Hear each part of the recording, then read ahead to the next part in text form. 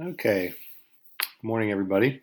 And we are going to continue on with section 7.1, and that's our writing chemical formulas and naming chemical compounds, our nomenclature section. Today we're going to move into something new, which is naming molecules or covalent compounds.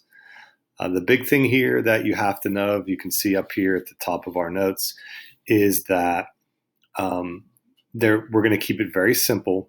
We're just going to name what we call binary molecular compounds, okay? And bi meaning two, so we're just going to name molecules that are made up of two elements. And the key to knowing that it is a molecule or a molecular compound or a covalent compound is that it's going to be two non-metals. So if you have your periodic table, that would be the area to the right of the stair-step or zigzag line. So carbons and oxygens and chlorines and fluorines and sulfurs and nitrogens, those are all going to be part of naming these molecular compounds. Those can be part of naming ionic compounds as well, but the difference here is knowing that it's going to be two nonmetals. Okay, so there's really only two real rules to naming these. You have to name the first element, and then you have to name the second element.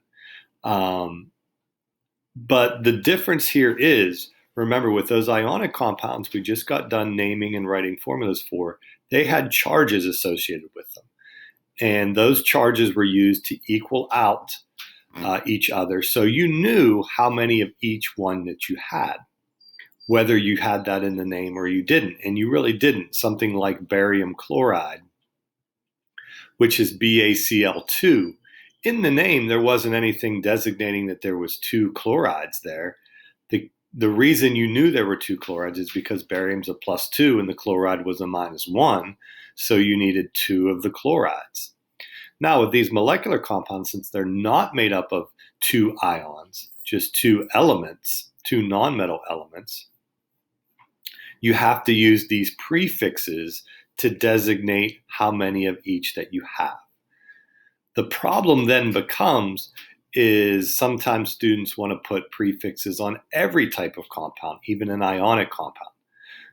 You do not use prefixes with ionic compounds. You only use prefixes with these molecular compounds. Okay, you'll be provided these prefixes. Okay, you'll have them available for you when we go through our naming test. So you just have to know how to use them. Okay, so the real two rules, this last third rule, I'll talk about it here in a second, but the two rules here with naming each of these elements is the first element, you use a prefix only if there's more than one. So if you just start with one of that first element, like here and like down here, you do not start with mono, okay? So any other, if you have two or three or four, you always use a prefix. But for that first one, you only use a prefix if there's more than one. And then the second element, when you go to name that, it's always going to have a prefix. So even if there's one, you'll use mono. Then you put the root of the name of that element and then the IDE ending. Okay, so it's kind of like that second element's like an ion, how we put that IDE ending on it. Okay, and then finally, this last thing, sometimes if you have like oxygen or iodine, you'll drop that O or A at the end of these prefixes in order to name it correctly, like monoxide. It's not monooxide with two O's or pentaoxide. I've actually seen pentaoxide written. So even if you did, we're not going to worry about spelling or anything like that, but just know when you see that sometimes that A or O is dropped. Okay, so let's get into some examples here. And we're going to do this first one, the CO2. Now, I know you probably already know the name of this, but it does follow these rules. Okay, so the first element is given a prefix only if it contributes more than one. Well, it only contributes one. There's just one C. So we're going to name that just carbon. We don't use monocarbon to start. Okay, again, there's that capitalization, we don't want that. If you capitalize, it's fine, but really these names of compounds are not capitalized.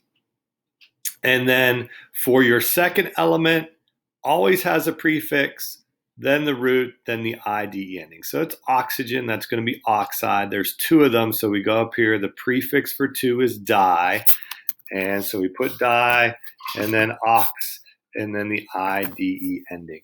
So like I said, you probably knew already what the name of CO2 was. It's carbon dioxide, but it does follow the guidelines of naming a molecular compound. Okay, so again, the first one, just name it if there's more than one, use a prefix. There wasn't, just carbon. And then two oxygens, dioxide. Okay, let's move over to this next one. N2O5. Okay, two nonmetals. So you know that it is a molecule, so we have to use our prefixes. Okay, our first element, use a prefix if there's more than one. There's two, so we're going to use a prefix, di. Okay, then just name the element as it appears, okay, on the periodic table. You don't change the ending of the first element. So dinitrogen, I know that sounds kind of weird, but dinitrogen. And then your next one, 5. 5 is penta, okay? So we have penta, oxide. This is another one where you can drop that. You can drop the A, okay? So it's dinitrogen pentoxide for N2O5, dinitrogen pentoxide, okay? Now let's do this last one, SO3. Now this isn't sulfite.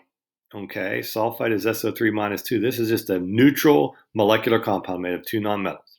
Okay, so we have S, that's sulfur. Okay, again, you can use your periodic table if you don't know all of your names and your symbols. Okay, so sulfur, there's only one, so it's just sulfur. Okay, now 3, tri, ox, ID ending, trioxide, sulfur trioxide, SO3.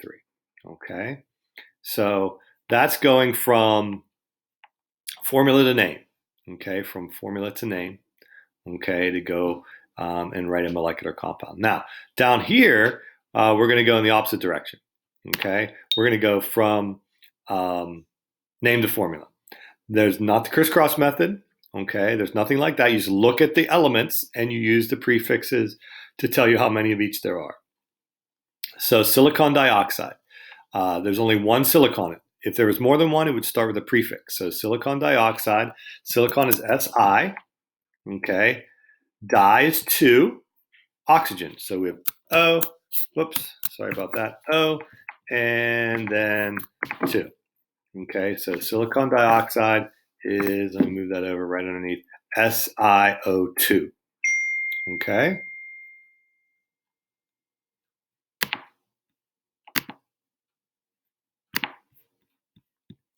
All right, so let's go to the next one here.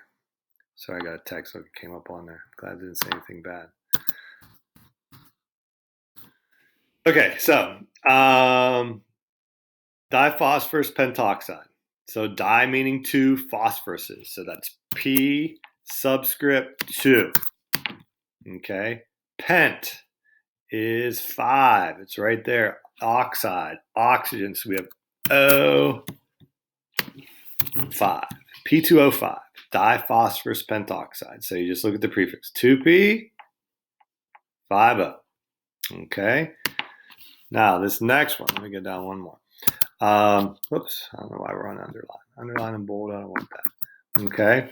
Dihydrogen monoxide. Now this is a very common compound. This is its actual scientific name for dihydrogen monoxide. So dihydrogen, di meaning 2, hydrogen H. So H, 2, monoxide. So that's 1 oxygen. O, H2O. That's water. That's the scientific IUPAC, International Union of Pure and Applied Chemists. That is its scientific name, dihydrogen monoxide. Okay. And then lastly, sulfur pentoxide. So sulfur is just S. There's only one of them because there's no prefix. Pentafluoride. Okay, penta again is 5. We use that one a lot. Fluoride is F5. Okay, so that's it. That is naming molecular compounds made up of 2 nonmetals. Now, make sure, because when we do this final naming, we're going to have all the compounds kind of mixed together, and you have to decide which type it is, that you only use these prefixes when it is molecular, when it's 2 nonmetals, nonmetal, nonmetal, nonmetal, nonmetal, nonmetal, nonmetal, okay? And don't add prefixes to ionic substances, okay? So try your homework out. There's half where you have to name, half where you have to write formulas, okay? Make sure that you understand. If you don't, let me know.